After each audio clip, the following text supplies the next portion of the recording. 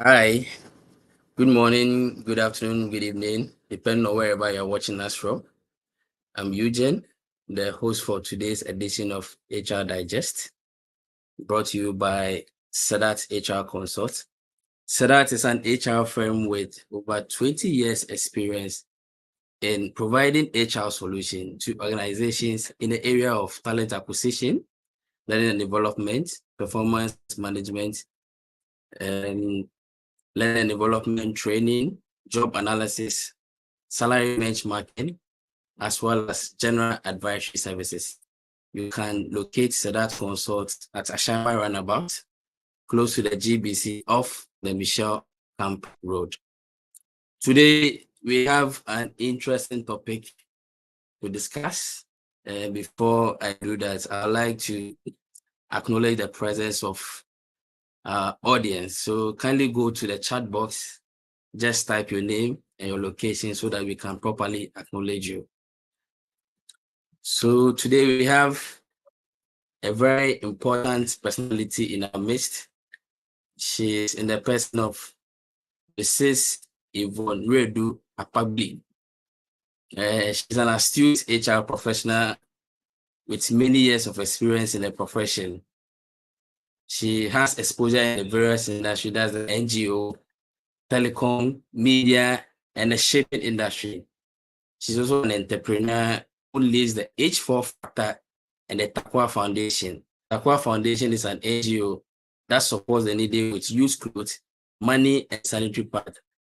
She's a Christian and she is married with kids. Today's topic is effective performance management. So I would like to use the opportunity to welcome Yvonne to today's edition of Sadat Consult. Thank you very much, Eugene. It's a pleasure to be on board. Please pardon my voice. I have a little cold, but I'm sure I'm heard, and we will go through this session peacefully. Exactly. You are. I can hear you loud and clear, and Okay. I think our audience too can hear us loud and clear. So before we start with the questioning, let me use this opportunity to also acknowledge the presence of our audience, those who are watching us. So we have Jacqueline Hammond. She's watching us live from North Legon. We also have Zachary Salamat watching us. Okay, so without wasting much time, I think it would be appropriate for us to go straight to the discussion at hand. So today's discussion is on effective performance management. So Yvonne, my first question will be since we are discussing performance management, I think it will be good for us to understand that before we can go into the other discussion. So what is performance management? Thanks, Eugene, and thanks to our audience for giving us the space. So, performance management is the process, and this is quite scientific, but I'll break it down. Is a process by which an organization involves its employees as individuals and as a team in improving its effectiveness and also to accomplish its objectives. That's their mission and goal. It's a process because as long as the business exists, you need to manage performance. It's also a process because it starts with planning, which is the goal setting. There's mid-year review or mid-term review. There's end of term review or end of term evaluation. Then there's rewarding. In between, there is training, there's development, there's management of poor performance, there's feedback giving, and then there's extracurricular activities. So, performance management essentially is saying that use the skills and competencies of your people to achieve your objectives or even surpass what you have planned for the year. So, that's it. Okay, great. So then my next question will be, people say performance appraisal, others to talk about performance management as a whole. So today you need to clear the air. We need to understand the difference between performance management and performance appraisal. So, performance management is the whole thing. Appraisal is a subset, a part of it. If we take a fruit like an orange, performance appraisal can be the seed, just the seed. The rest, you see, is bigger than it. So appraisal is what you are checking to see whether what the person planned to do, he's done it, give feedback and reward. Usually done through using a template or a form. But before the person even plans, something goes on in the background. The strategy, the business strategy is one of these things where the business will plan what they want to do. There's the long term, there's the long term strategy, which can be 5 years or 10 years, and then there's the short term, which can be 3 years. Either of this is broken down into annual periods. Each year, one is picked, and this one that is picked is what is shared by everybody. In the sharing, it starts from the top. So let's say the CEO says that this year our strategy is to increase profit by 40%. This 40%, somebody would think it is only sales that has that agenda. HR has something to do, finance, operations, IT, everybody. So the team leaders also take it and break it down. When they do that, it becomes departmental strategy, which they bring it to their teams to also break it down to have their individual goals. Okay, what we refer to as the cascading before the goals are set to begin the appraisal process. Okay, and then in this process, we have the soft things like the feedback giving, the meetings, and all those things. Appraisal is just checking, what did you say you would do? How have you done it? Have you done it? If you couldn't do, what happened? And it is included, it is part of performance management. And I'm happy you've asked this question because sometimes we get people saying, I want you to come and train us in appraisal. And you ask yourself, do you have a performance management system in place? They say no. And you are like, so what are you appraising? What do I come and train you on? So appraisal is just a subset of performance management. Okay, thanks so much for this response. Uh, so before I ask my next question, permit me to use this opportunity to acknowledge some of our audience. So we have Joseph from Minibar and also Enyonam watching us from Tama. We have Sophia watching us from Accra. Ato Kwamena is watching us from Lashibi. We have George from Medina Estate. We have Mabel Benjamin Adi also watching us from Matayeko. So Yvonne, my next question will be on, sometimes a lot of people think performance management sits entirely with HR. So I want us to strike the difference. What is the role of HR when it comes to performance management, and also the role of managers when it comes to performance management? So thank you very much for this one because it's also another confusion. Some managers, when they even see the announcement to set goals, they see it as an intrusion in their work. HR, no, no, or say then, what is this HR asking for again? HR is the coordinator, administrator, and consultant when it comes to performance management. So HR ensures that the strategy is set HR ensures that people have goals. If you are using a digital means to set goals, HR liaises with IT to open the portal. And then when the deadline is over, it's closed. HR does training for people to understand what performance management is and how to manage performance. The work lies on the lap of the manager. And here I'm talking about the line manager.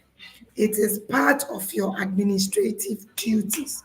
It is part of your people duties. The manager develops the strategy, and I want us to have an assumption of a head of department. You set the department's strategy. If you are a supervisor, you set the unit strategy. Then you break it down. You break it down to become an objective. Then from there, it's broken down to your people as individual objectives. You are supposed to make sure that the goals they are setting are smart and that they align to the objective of the team. Sometimes, due to this, you force certain goals down their throat because this is what I want you to do based on what we are doing in the department. And as the team leader, you know the strengths and weaknesses of your team members. So you give them goals that will help them to deliver results to you. You are responsible for, as a manager, to review these goals and give them feedback. You are the one who evaluates and rates them and of course ensure they are rewarded. You are the one to give them the skills and competencies they need so that if you can't, you liaise with HR to train them. You are the one to manage poor performance. If you cannot do it, you liaise with HR to do it. And so the bulk of the work is with you, the team leader, the person's direct manager. It is not HR. And please, if you are a manager listening to us, don't see it as an intrusion, as HR bringing their work to you. It is your work. HR is supporting you to achieve them. Okay, thanks, Yvonne. I think all managers watching us today have their questions answered because this thing brings a lot of confusion along the line. Okay, thank you, Yvonne. So my next question will be, that in today's world of work, we have people working fully remote and some too working in the hybrid setting. So in situations like this, how can organizations adapt their performance management process to ensure effectiveness? So you are talking about customizing it to suit your business. Exactly. Thank you. So before you adopt a custom performance management system, for example, if you contact CDAT to help you to put one in place, we need to understand how your business works. Now, the process is usually the same. Goal setting, mid-year review, end of year evaluation, rating is the same. Okay. But once you understand your business, what your business seeks to deliver, the goals will be different. You can't just take the goals of an HR department, for example, in company A and bring it to yours. It will not work because your strategy is different, your way of working is different. And then the review periods. Some company will say that due to what we do and how our deliverables are, we can do quarterly reviews and not half year. Okay. And then the year, the company year also can change the reward period. Some companies, their year is January to December. So they do the reward in December or January. Some too do September, October to September. So their reward year month is October. So you need to understand your business, what you do, what is important for you. What do you even seek the performance management system to achieve? And then you develop your system on it. Another aspect too is that performance management does not only measure performance, it also measures the how, the behaviors that are adopted. So if the behavior the person you want the person to adapt also will determine how you manage that performance. In most cases, we say that use your values. In some other companies, apart from their values, they've also developed certain competencies based on your level that is used to measure your how. So it's the key thing is to understand the company and also your strategy. Okay, thank you for this, Yvonne. So viewers, you can, if you have any questions or something, you can go to the chat box and place your question there. I'll read it loud for Yvonne to answer you at the appropriate time. Okay, so Yvonne, my next question, we are still on performance management. So you've been in the practice for quite some years. So in your own experience, what role does effective performance management play in the overall success of the organization?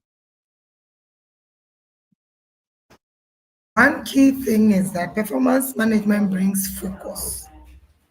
It brings a lot of focus. So we say we are achieving 30% profit. Everybody's effort, big or small, senior role holder or junior role holder, is geared towards getting us this 30%. And because we plan for it. There are certain things we won't just do because we see our competitors doing. For example, you see your competitor is buying Kia Sorento for their sales members. You use your Kia Morning. You don't quickly start buying Sorento. You ask yourself, will it bring you your 30% profit? If it won't, you don't go there. So it brings focus. It also provides an avenue where we communicate the goals of the company. Everybody gets to know exactly what we seek to achieve in the business for that particular period. So that I don't know what we are doing this year, that it's not there. You know, because it is because you know that you are setting goals. Please, can you hear me? Hello, Yvonne, we can't hear you. Can you hear me? Your voice is a bit far. That's Okay. it.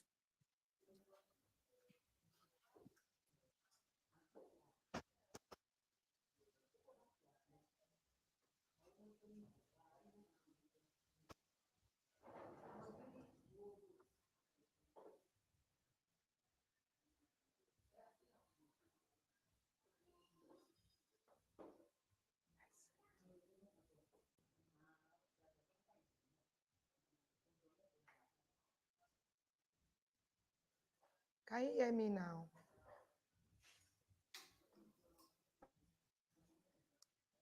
Hello. Hello, can you hear me now? Yes, but it's not that loud. Oh, okay. Then I wanted to use an earpiece, but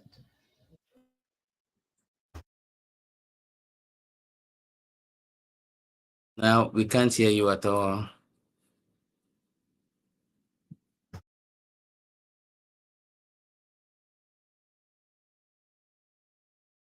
No. can you hear me now? Yes, it's better now. We can hear you loud and clear.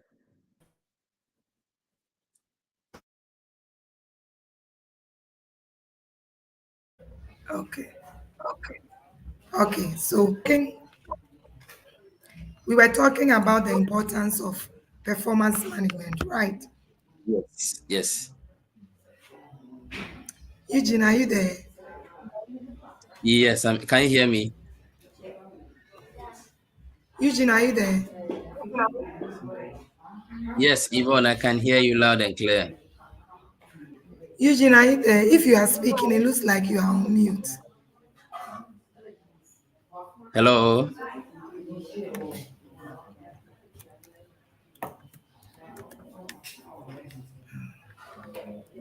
It seems he cannot hear me.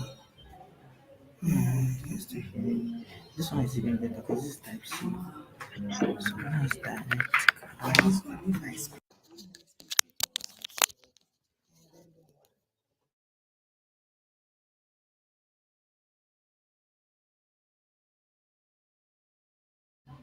Can you hear me now?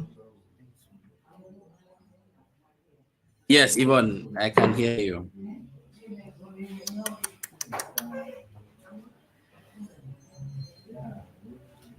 Oh, okay. Just says they can hear me. Okay. Thank you Yes. very much. Okay. I should go out and come back. All right. That's fine.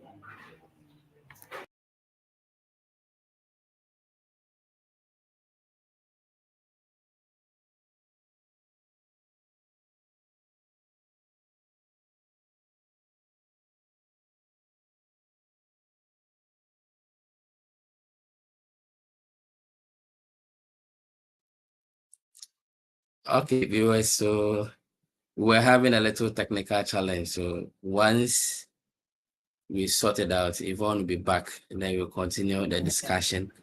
So I can see Poshia Kutubuatin also watching us from Tema 25. Okay. Welcome, Yvonne. Thank you. It's good to be Yeah, back. I think now it's better.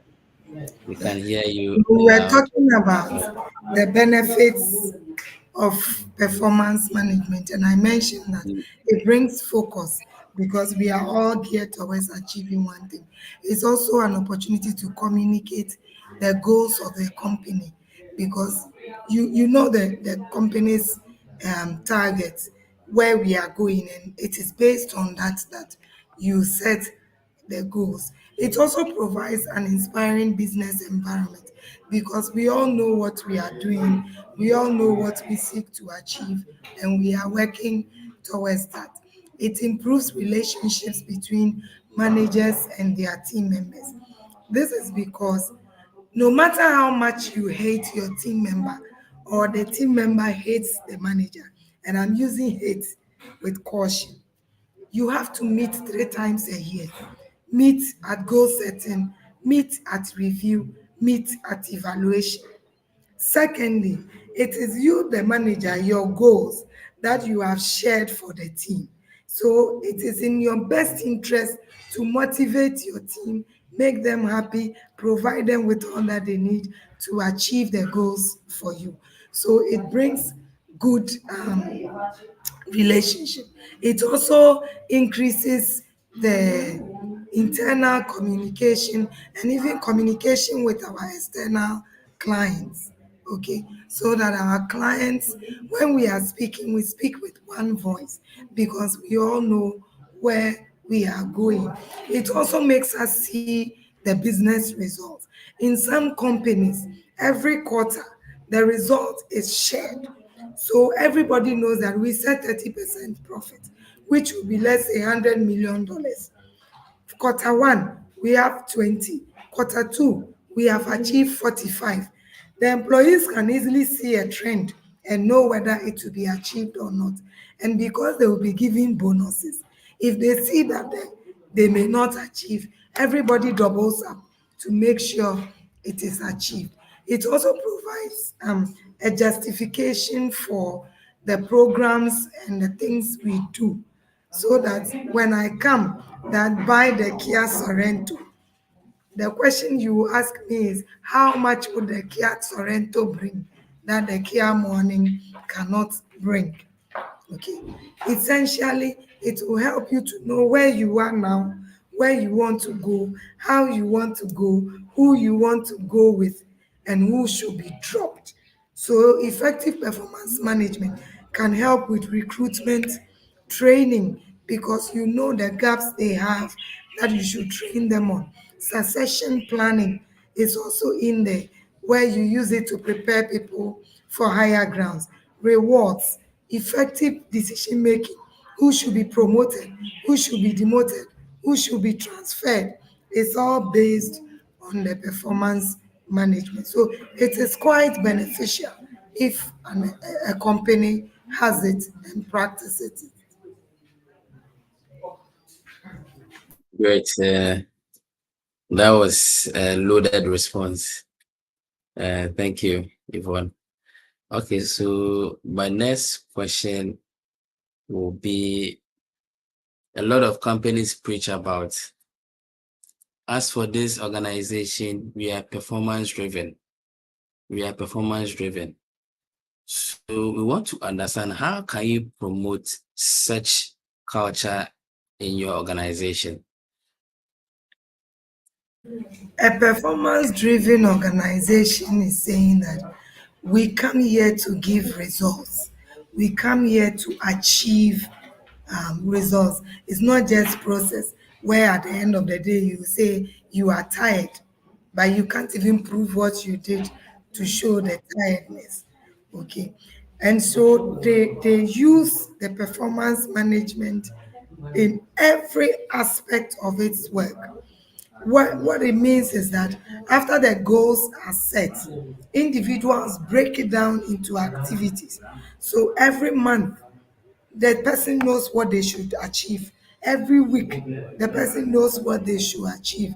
You don't do anything outside those plans except where it is very, very essential. Something drastic has happened that requires that you change or include something. So that when we come to work, the minutest thing we do is geared towards achieving those objectives that we have put in place. If you are performance driven, it means you need to provide resources so people don't give you excuses. My laptop is slow, my phone is not working, the system is down. There's no place for that. You also train the people.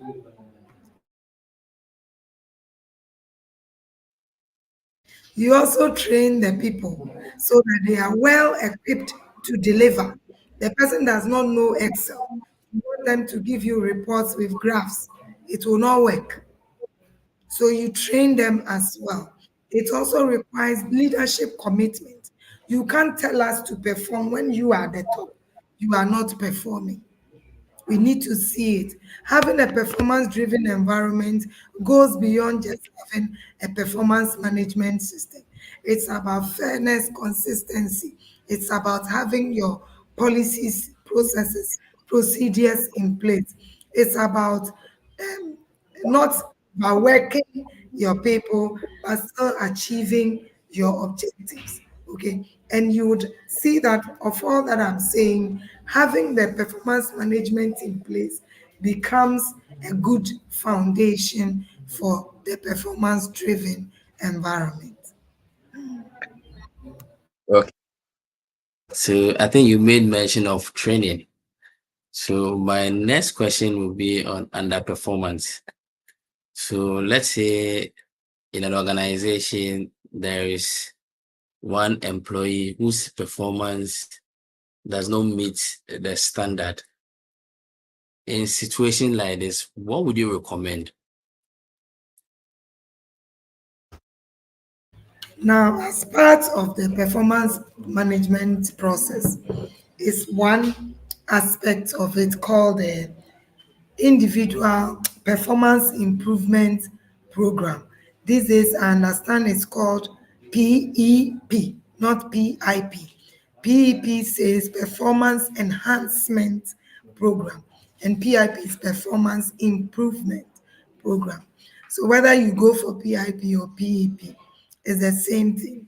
When an employee is underperforming, you need to ask yourself several questions before you put them on this program. Is it from an external dimension. You've given me a goal to, for example, export 50,000 containers of cashew nuts, okay, in a year. In the second month of the year, the government passes a regulation, no more exporting of cashew. I won't achieve my goal, but it's not my fault. It's due to an external factor I could not control. Sometimes it's also internal, okay, where I have put down all these cashew things, I've linked up with the producers and everything, but our ships are being intercepted on the Red Sea by pirates. I can't export. The ship cannot come for it. So I did not achieve. So you have to do a diagnosis. Where is this non-performance coming from? Is it that the person is not well trained to do it? Is it that the manager's support did not come in well? Is it that the team support or even systems, the person is still using Windows 8 when we have moved to 365? It will be slow. So you need to do a diagnosis. If you do all this and realize that everything is in place, but it is the person who did not pull their weight to achieve their goals, then indeed they need to be put on PIP. I tell managers that your staff should not be surprised when you have to put them on PIP. Why? If you've been giving them feedback consistently, they themselves will know that this thing will not work for me. I will be put on PIP. Some managers wait till end of year before they give the PIP, and the staff is shocked. No, give them feedback consistently and they will know whether it's going well or not. Once you've decided to put the person on this program, and I'll use what I have used in the years I've worked, you give the person new goals. Goals that this time you allow the person to have like 80% say in its setting. And then instead of waiting till mid-year or end of quarter to review, these people, you do monthly and quarterly reviews to give them feedback.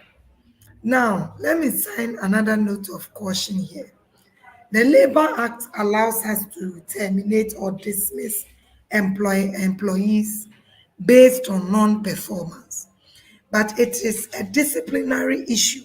So your documentation and your process must show that you adhere to the principles of natural justice. You heard the person and there was no conflict of interest in the process. As this is going on, you need to document everything concerning the entire process. Okay. And then if you notice per the monthly reviews that the performance is improving, then you start managing the person back into the mainstream performance process. If you notice that the performance is still dropping and it's due to the person's own fault, not the company through the manager or any other person, you start managing the person out. And this is where you bring in your disciplinary process through the query, the DC hearing, and then dismissal. In some cases, you even do what we call outplacement. You put the person's CV in order, give them interview tips, help them to get another job. And we say that termination is the last part. You have to look within the company. Is that a department or a role or a branch where he or she will perform better than where he or she is now? You place them there before, if it still does not work, you take them out. If there's no place, then the only option is to manage the person out. And in a high performance environment, the least drop in your performance, you will go home. Yes, you will go home. Okay, Yvonne, thanks so much. I think we will take a very short break. Then when we come back, we'll continue with the discussion.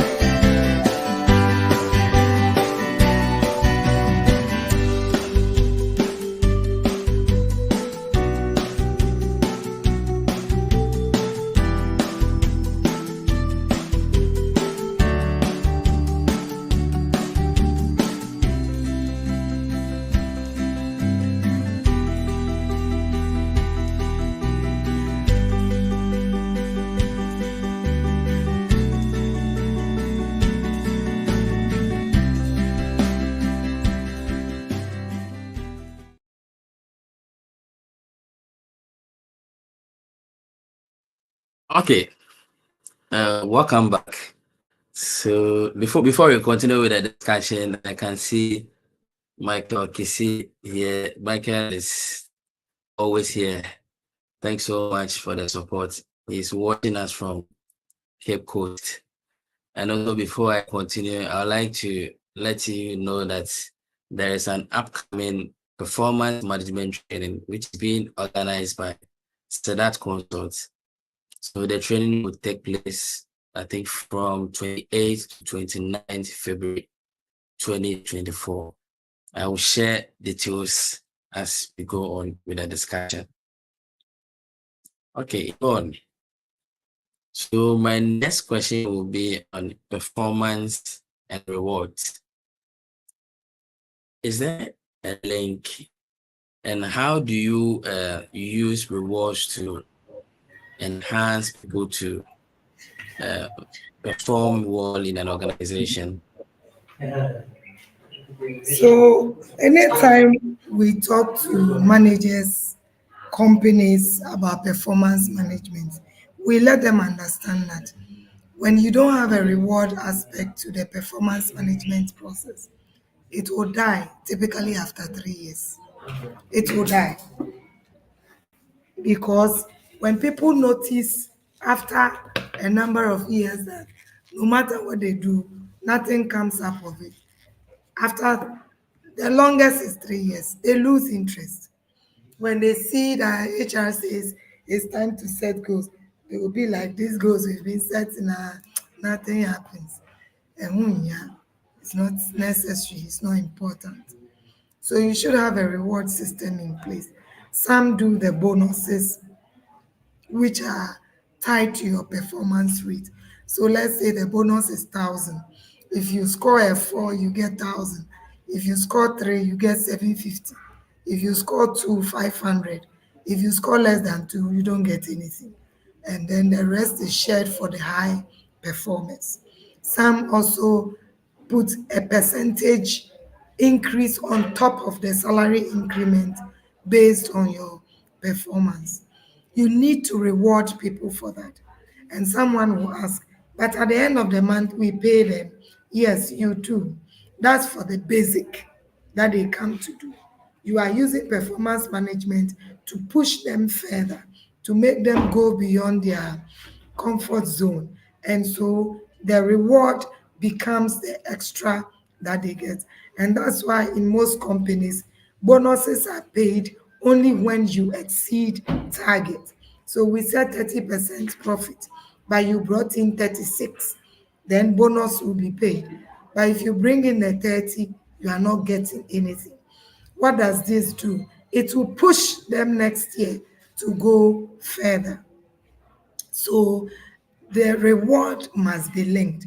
And this reward, apart from coming in the form of bonuses, can be promotion, can be transfer to a desired location, can be in the form of punishment too, where the person is demoted or dismissed or moved to another department altogether.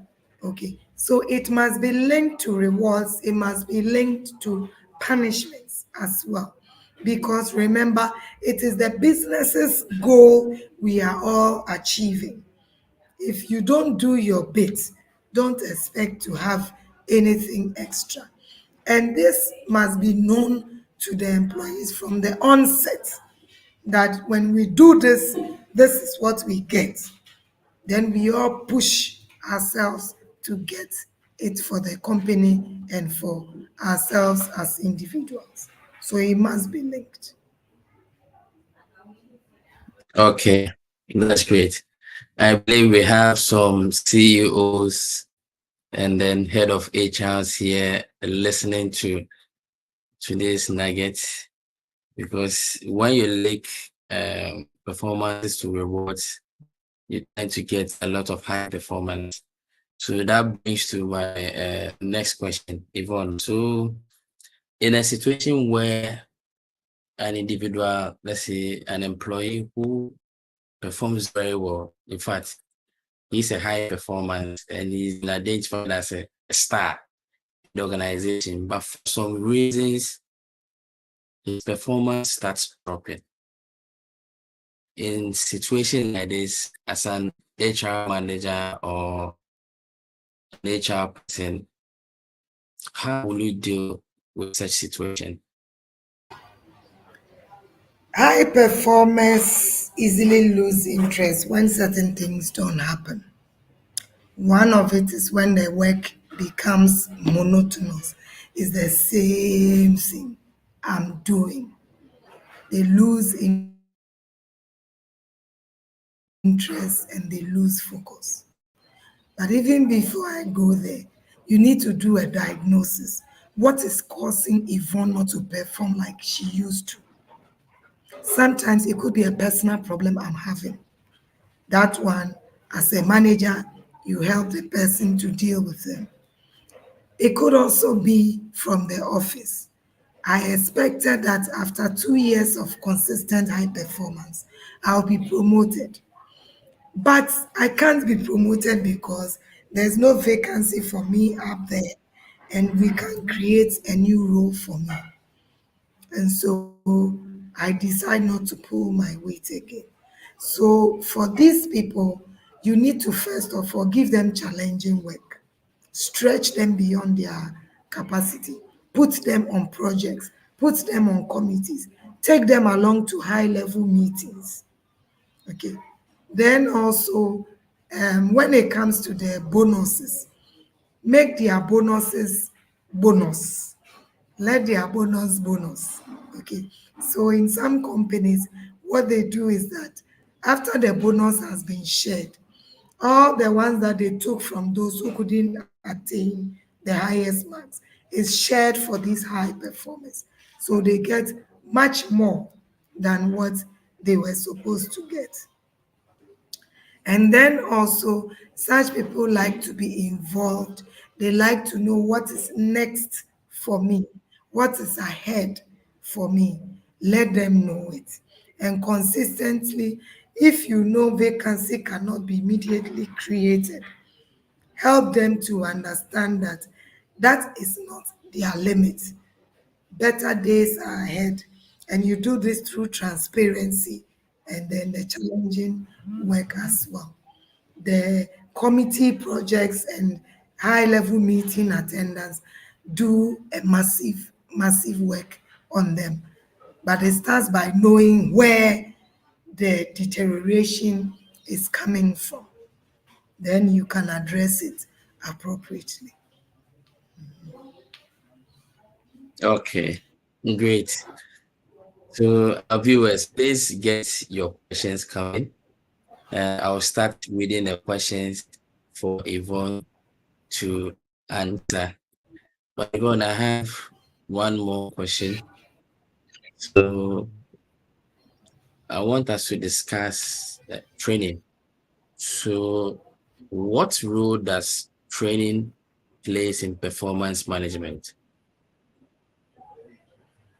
So when you give the end of year feedback to your team member as a manager, you've identified, for example, Yvonne could not achieve her objectives fully because she lacked people skills, interpersonal skills, where she's not working well with the team members.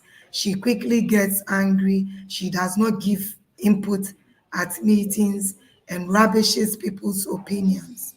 So in the new year, when I'm setting my goals and bringing my training need, you would ensure that people management or interpersonal skills is part of my training plan.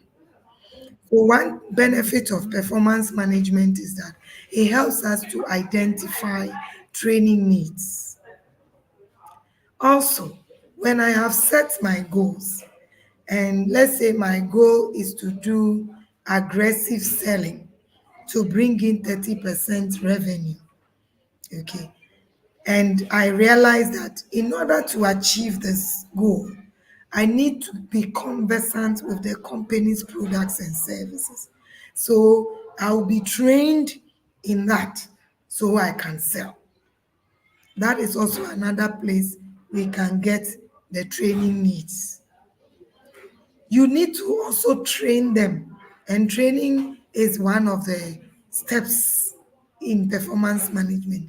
You need to train them so they are fully equipped to deliver what you said they should do.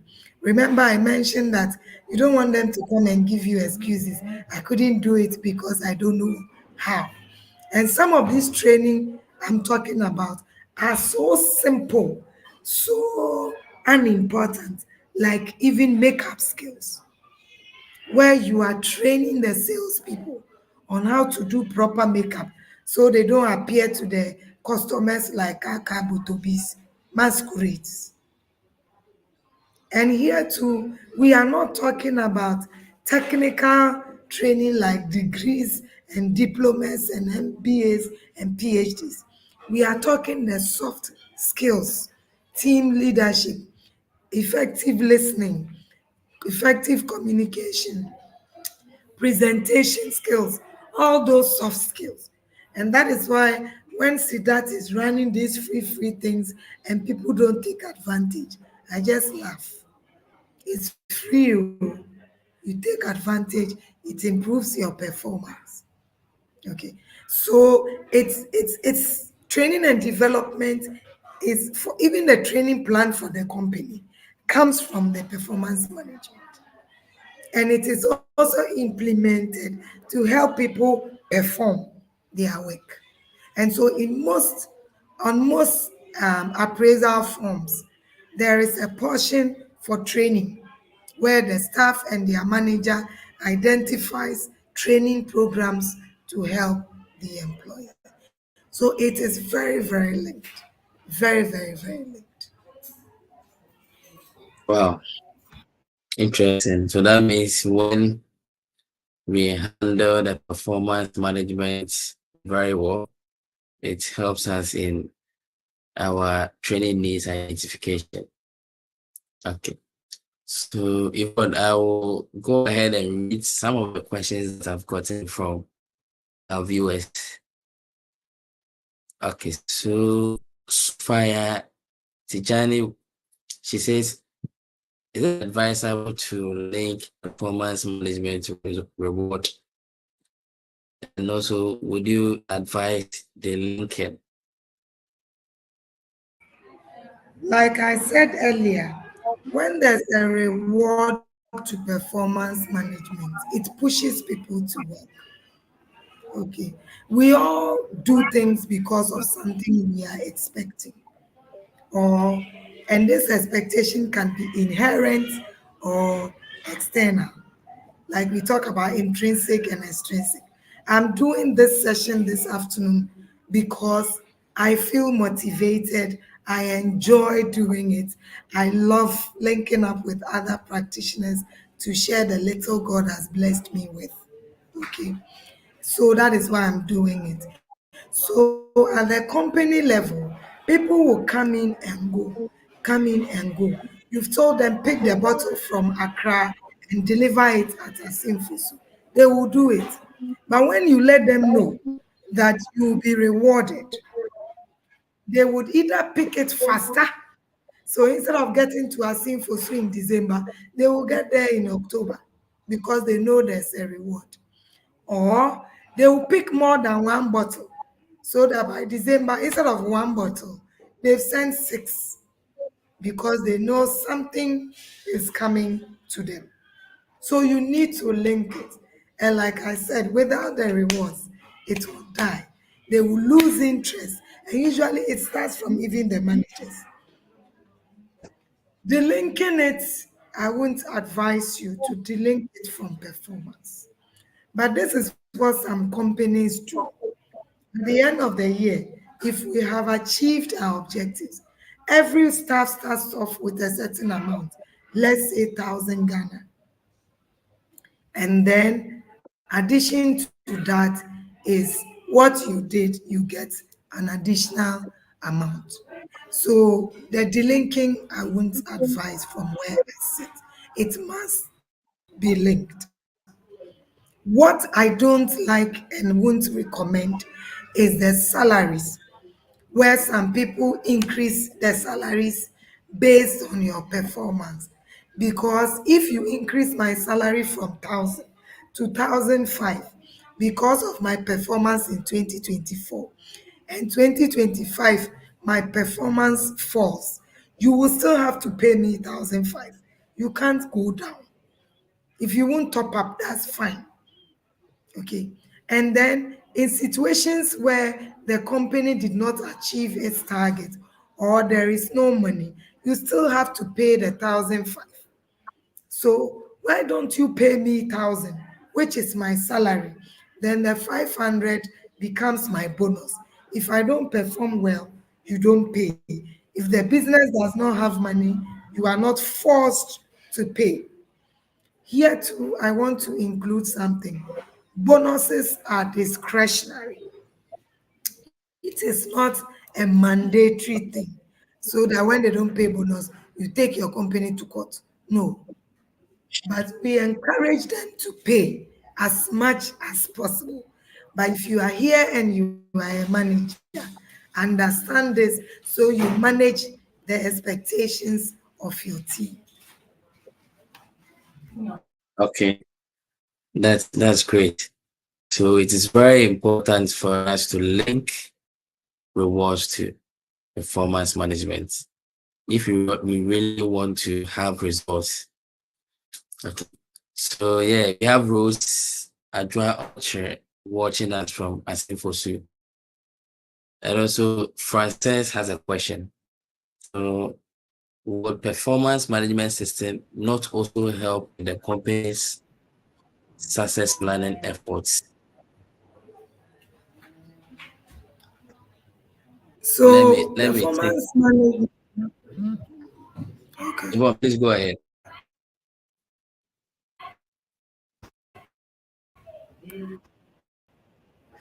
So, Hello, Yvonne. like I've shared earlier, it helps with the company's success planning.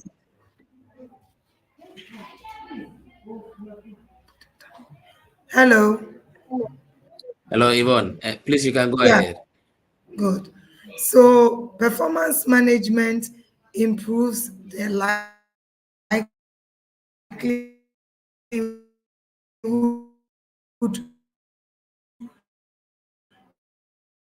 of a company being successful. Also helps with succession planning so that if I'm earmarking you to become a manager, the kind of goals I would give you would be geared towards that. Okay. The goals I'll give you for the year will be geared towards that. The trainings I'll put you on will be geared towards that. The projects committees I'll put you will be geared towards the succession planning, preparing you for higher grounds. And that is why before you can bring up a name for promotion as a manager, you need to tell me that the person has been consistently overperforming. So it really helps. In some companies, after the performance cycle, they do the 9 grade box, the talent mapping, which helps to identify the talents in the company, those who are ready to be moved to the next level, and then you start preparing them for that next level. And I'm sure this may be a discussion for another webinar. So it does help. It does help, Frances. And thanks for the clarification. It does really help with succession planning. Okay, that's great. Okay, I think Frances cleared that. So there's another question from Bernadette. So does probationary staff have the same processes when it comes to performance management compared to already confirmed staff? Yes, I say that when a staff joins the company, you give the staff what we refer to as probationary objectives. So you give them objectives that you assess at the end of the probation. This must be drawn from the department's goal for the year. And then at the end of the probation, you check if they've done it. And then if they have, you confirm them. If not, you let them go. Those who are already confirmed, they will get the normal goals for the company to continue what they are doing. So it's important to give probationary goals to these people. It makes it easy to do the assessment at the end of their probation. And even though they are on probation, what they are doing is helping that department to achieve its goals. Okay, thank you, Yvonne. So please don't forget to register the upcoming training, which is the performance management organized by Sedat Consult. The link has been dropped in the chat box, so you can click on it to register, or you contact Sedat Consult via 0244629245, or you can send an email to patricia.kisi@sedatconsultlimited.com. I believe if you sign on to this program, you get more insight into performance management. There is one question from Perry. Please, is it necessary to send a resignation letter in a job where you aren't under any contract, or you can just leave? You mean if you don't have a formal contract letter? If that is the case, still show that you are a professional. Disengage with a resignation letter. Give yourself the 1 month notice that is in the Labor Act so you can go in peace. Okay. Thank you. I think it's very important that you stated this. If you are disengaged, and you have to leave, or you have to leave on a good note, because the world is like a circle. You come and meet these people again somewhere. So the next question is, when do you extend probation? You extend probation where the person could not achieve what you set forth to do, and you feel that it's based on your assessment, it's because they didn't understand something, or it's an external reason, not their fault, or you feel that giving them an extension would give them better time to show the performance you needed. So you will extend. But it all depends on the company, depends on what they were supposed to do. But I believe in second chances. So I would extend it for you, or you repeat the probation instead of letting you go. Yeah. Okay, that's fine. So Ophelia has a question. What would you advise salary increment is based on outside of PM resource if it's not the most sustainable way to increase salaries? So this is also a whole training. I'm sure Siddharth Consult will organize one. There are various factors we consider to increase salaries: cost of living, inflation, business performance, and all those things. All of it too, you need to ask yourself, do I have the ability to pay? So yes, inflation is 40 something percent. You want to increase salaries by 20%. Do you have the money? If you don't have, you can't pay it. So these factors can be used to increase salaries. Yeah, these factors can be used, and then you have the performance on the other side. In companies where you are not sure you can pay bonus, you can equip managers to be creative. Pizza parties here and there, anwamo parties here and there, kenke party, fufu party. Now I hear there's something called shishishi, hot fufu, hot soup, hot meat. One afternoon, you close work at 12. It's all part. All you are doing is showing them appreciation for their performance. Yeah. Okay, that's great. And I believe all our questions have been answered. Since we don't have any other question coming in, if you have a question, you can drop it in the chat box. But please don't forget to register our training, the upcoming training. Hello, Yvonne. Yeah, I'm right here. Okay, so one last question, then I think we are done. This is from Stephanie. So, what steps should one take to develop your skills and advance your career goals? Whoa. This is a whole training. But let me try Yeah, to sieve it for you.